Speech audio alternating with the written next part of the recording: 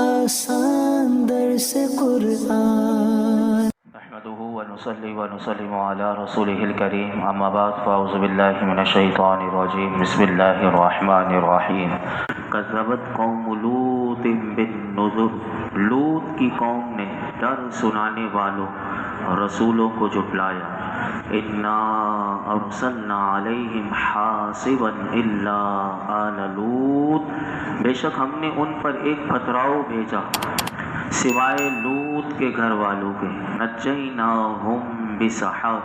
ہم نے انہیں راحت کے آخری پہر بچا لیا۔ نعمتا من عندنا،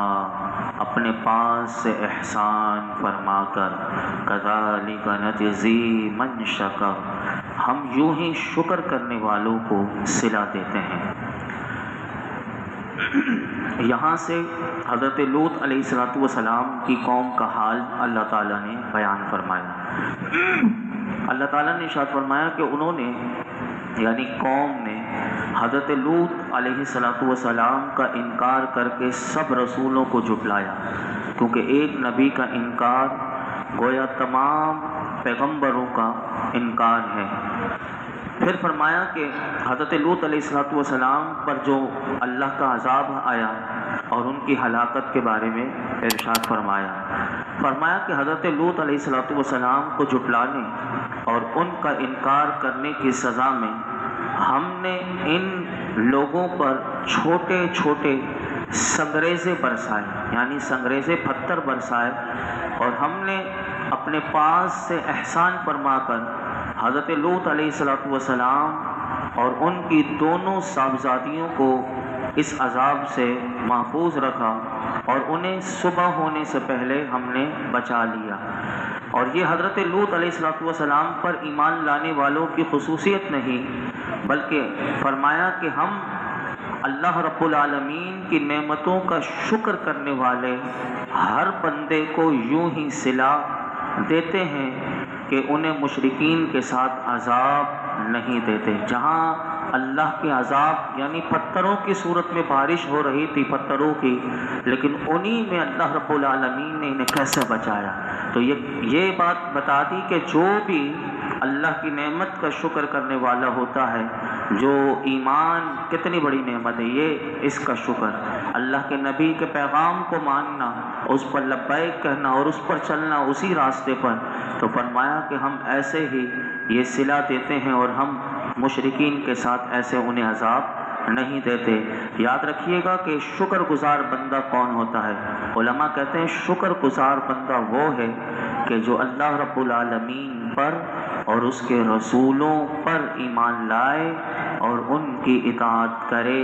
حقیقتاً شکر گزار یہ بندہ ہے۔ جو اطاعت نہ کرے تو گویا کہ شکر نہیں ہے، زبان سے 1000 بار ہم کہیں لیکن ہماری زندگیوں میں فرما برداری نہ ہو،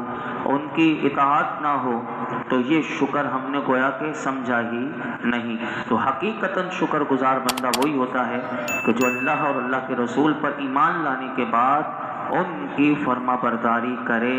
ان کی باتوں پر عمل کرے، جو قرآن و حدیث میں ہمیں بھی پتہ چلے۔ اگر ہم اس پر چلتے ہیں تو حقیقتاً ہم شکر گزار ہیں، ورنہ ہم شکر گزار نہیں ہیں۔ آگے سنیے، فرمایا وَلَقَدْ أَنذَرَهُمْ بَطْشَتَنَا فَتَمَارَوْا بِالنُّذُرِ، اور بے شک اس نے انہیں ہماری گرفت سے ڈرایا تو انہوں نے ڈر کے فرامین میں شک کیا۔ وَلَقَدْ رَاوَدُوهُ عَنْ ضَيْفِهِ فَطَمَسْنَا أَعْيُنَهُمْ فَذُوقُوا عَذَابِي وَنُذُرِ، اور انہوں نے اسے اس کے مہمانوں کے متعلق پھسلانا چاہا تو ہم نے ان کی آنکھوں کو مٹا دیا اور فرمایا میرے عذاب اور میرے ڈر کے فرامین کا مزہ چکھو۔ ان دو آیات میں اللہ رب العالمین نے ارشاد فرمایا کہ حضرت لوط علیہ السلام نے اپنی قوم کو ہماری گرفت اور ہمارے عذاب سے پہلے ڈرایا، لیکن انہوں نے اس ڈرانے کے جو فرمان تھا اس میں شک کیا، کہ اس کو یقین نہیں کیا کہ یہ حقیقتاً سچ کہہ رہے ہیں اللہ کے نبی۔ فرمایا کہ انہوں نے شک کیا اور اس کی تصدیق کرنے کے بجائے میرے نبی کو وہ جھٹلانے لگے، اور یہ اللہ رب العالمین نے ان کے عذاب کی وجہ بتا دی۔ پھر ایک اور وجہ بتائی کہ انہوں نے اسے اس کے مہمانوں کے متعلق پھسلانا چاہا، تو اس آیت کا خلاصہ یہ ہے کہ حضرت لوط علیہ السلام کی قوم نے انہیں ان کے معزز مہمانوں کے متعلق پھسلانا چاہا، تو حضرت لوط علیہ السلام سے وہ کہنے لگے قوم کے لوگ کہ آپ ہمارے اور اپنے مہمانوں کے درمیان دخل اندازی نہ کریں اور انہیں ہمارے حوالے کر دیں۔ اور یہ آپ جانتے ہیں کہ وہ ان کے جرم کیا تھا کہ وہ بد فعلی کیا کرتے تھے، یعنی مرد سے زنا کیا کرتا تھا۔ تو وہ جو حضرت لوط علیہ السلام کے جو مہمان تھے تو وہ کون تھے وہ میں ابھی عرض کرتا ہوں۔ تو علماء کہتے ہیں کہ قوم نے یہ بات فاسد نیت اور خبیث ارادے سے کہی تھی، اور وہ مہمان حضرت لوط علیہ السلام کے کوئی اور نہیں تھے بلکہ وہ وہی فرشتے تھے جو انہیں عذاب دینے کے لیے آئے تھے۔ تو وہ مہمان کو کہنے لگے کہ آپ انہیں ہمارے حوالے کر دیجئے۔ انہوں نے حضرت لوط علیہ السلام سے کہا کہ انہیں چھوڑ دیجئے، یعنی آپ چلے جائیے اور ہمیں اپنے گھر میں آنے دیجئے۔ جیسے ہی وہ گھر میں گھسنے لگے، مفسرین کہتے ہیں حضرت جبریل علیہ السلام نے ایک دستک دی کہ ان کی آنکھوں کو مٹا کر رکھ دیا، جس سے وہ فوراً جو قوم کے لوگ فاسد نیت سے اور خبیث ارادے سے آئے تھے، حضرت جبریل علیہ السلام نے جیسے ہی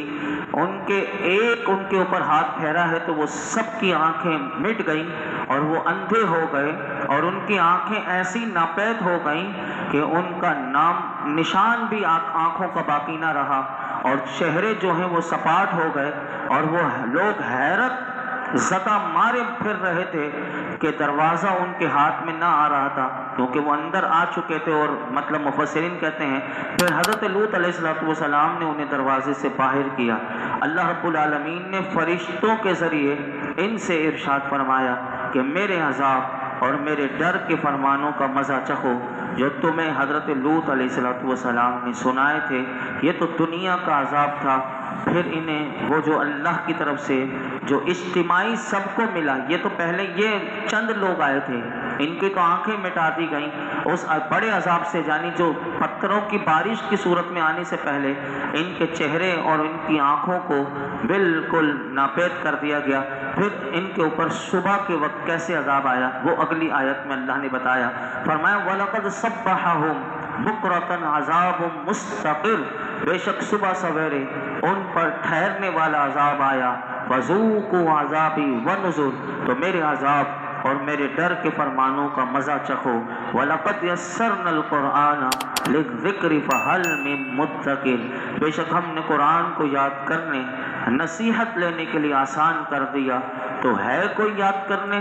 نصیحت لینے والا؟ ارشاد فرمایا کہ بے شک حضرت لوط علیہ السلام کی قوم پر صبح سویرے ٹھہرنے والا عذاب آیا کہ جو آخرت تک باقی رہے گا۔ مراد یہ ہے کہ دنیاوی عذاب، برزخی عذاب اور برزخی عذاب اخروی عذاب سے یعنی یہ ملا ہوا ہے، لہٰذا نفس عذاب جو ہے وہ دائمی اور قائم ہے۔ یہاں سے علماء کہتے ہیں اس آیت سے عذاب قبر کا بھی ثبوت ہوتا ہے کہ اگر عذاب قبر حق نہ ہوتا تو پھر ان کا عذاب جو اللہ نے فرمایا مستقر، تو ٹھہرنے والا نہ رہتا، کیونکہ انسان کی موت ہوتی، اب ان کے اوپر تو عذاب آ چکا، اگر یہ مستقر نہ ہوتا تو پھر برزخی عذاب کو جو نہیں مانتے، یعنی عذاب قبر کو جو لوگ نہیں مانتے، تو پھر تو یہ مستقر نہ بنتا، پھر کیونکہ یہ وقفہ آتا اور پھر آخرت میں عذاب آتا۔ لیکن رب کا قرآن بتا رہا ہے کہ بے شک صبح سویرے ان پر ٹھہرنے والا عذاب آیا، یعنی ٹھہرنے والے سے مراد یہ ہے کہ جو آخرت تک باقی رہے گا۔ تو کیسے باقی رہے گا؟ دنیاوی عذاب تو ان کے اوپر یہ آیا کہ پتھروں کی بارش ہوئی اور یہ تباہ و برباد کر دیے گئے، اور پھر برزخی عذاب جو اس دنیاوی عذاب سے ملا ہوا اور برزخی عذاب جو ہے وہ اخروی عذاب سے ملا ہوا ہے، اس طرح یہ مستقل ان کے اوپر عذاب رہا۔ تو یہاں سے عذاب قبر کا بھی ہمیں پتہ چلا۔ اور پھر اللہ رب العالمین نے دوبارہ فرمایا اسی آیت کریمہ میں کہ فَذُوقُوا عَذَابِي وَنُذُرِ، تو دوسری بار علماء کہتے ہیں یہ بات اس لیے فرمائی گئی کہ ان پر عذاب 2 مرتبہ نازل ہوا۔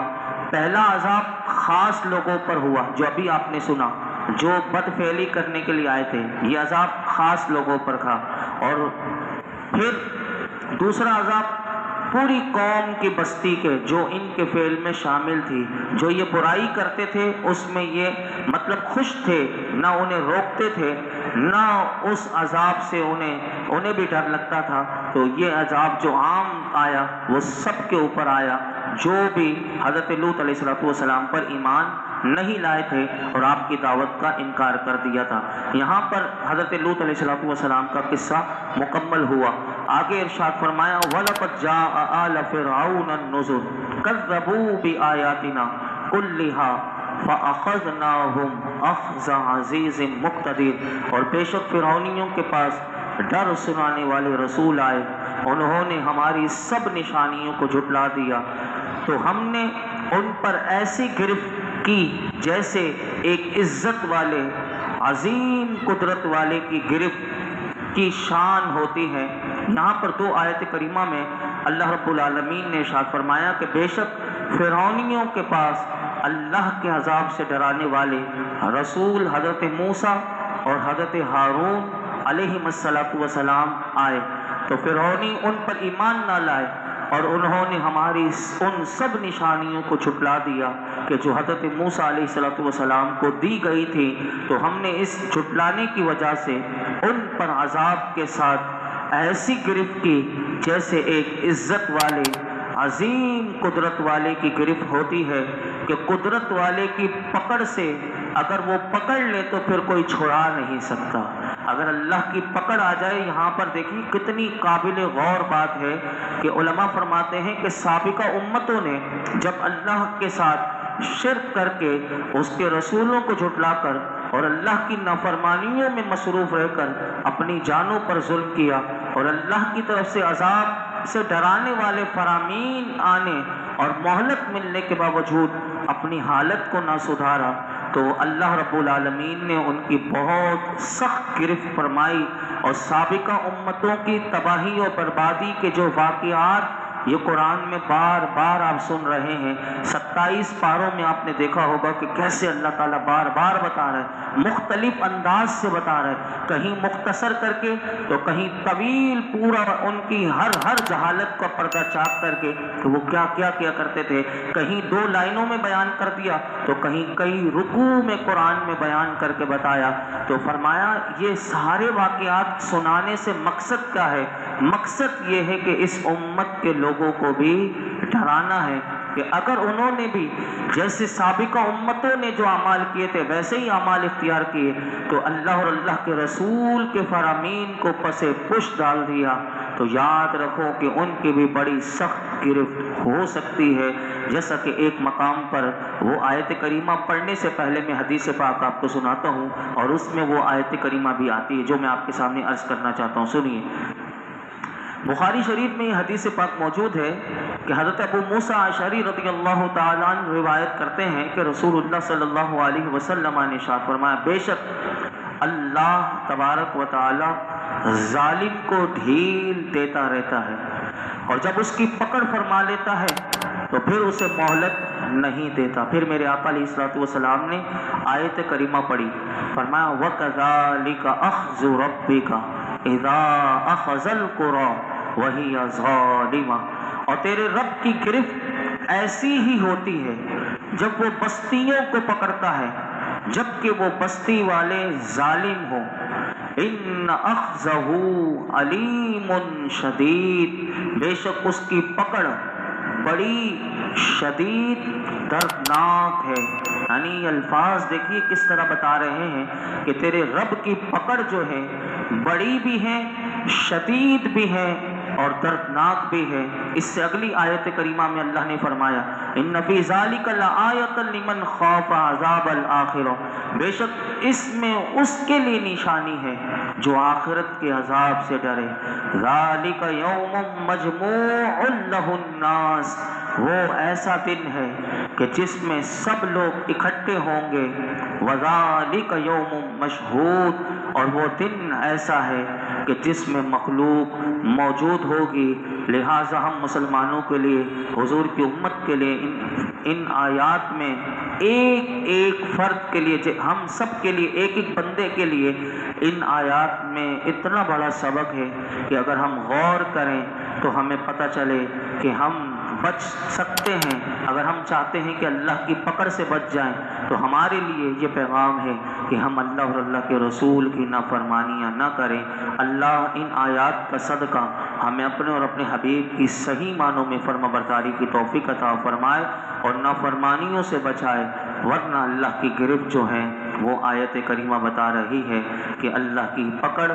بڑی شدید دردناک ہے۔ یہ آیت کریمہ ہی اگر ہم روزانہ پڑھیں تو بہت سے ظلم، بہت سی کوتاہیاں، بہت سی غلطیاں ہم رک سکتے ہیں۔ وَكَذَلِكَ أَخْذُ رَبِّكَ إِذَا أَخَذَ الْقُرَىٰ وَهِيَ ظَالِمَةٌ إِنَّ أَخْذَهُ عَلِيمٌ شَدِيدٌ۔ اللہ کرے کہ جو ہم نے پاکستان بھی حاصل کیا ہے، جس مقصد کے لیے ہم نے پاکستان بنایا تھا، وہ مقصد اس دن سے آج تک نہیں پورا کر پا رہے۔ دیکھیے کہ یہ بھی ہمارے اوپر گرفت ہی ہے کہ ظالموں کو اللہ نے ہمارے اوپر مسلط کیا ہے۔ اگر اس مقصد کو ہم پورا کرنے کے لیے کوشش کریں تو یقیناً یہ ظالم جو ہمارے اوپر مسلط ہیں تو یہ بھی ہم سے دور ہو سکتے ہیں، یہ بھی ہمارے اوپر یہ بھی مسلط کیے گئے ہیں کیونکہ ہم نے نافرمانی کی ہے۔ پاکستان بنا تھا تو لاکھوں لوگوں نے قربانیاں دی تھی۔ جس مقصد کے لیے ہم نے پاکستان بنایا وہ مقصد آج لوگوں کو بھلا دیا گیا ہے